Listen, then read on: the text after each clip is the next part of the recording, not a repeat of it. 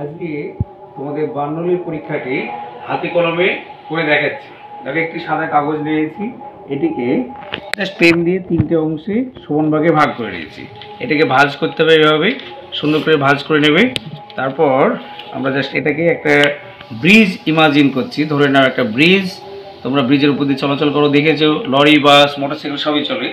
এবার এই ব্রিজটাকে যদি আমি ফু দিই, ধরো এখানে জোরে জোরে ফু দিচ্ছি, এই ব্রিজের মধ্য দিয়ে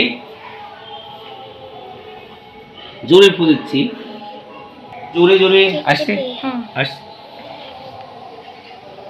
জোরে জোরে ফু দিচ্ছি, ব্রিজটি পড়ছে না।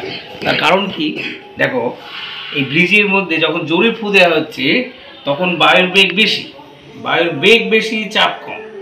আর উপরে এটা ধরো ব্রিজের নিচ, এটা হচ্ছে ব্রিজের উপরে, তাহলে ব্রিজের উপরে কি হচ্ছে, বায়ুর বেগ কম, তাহলে চাপ বেশি হচ্ছে।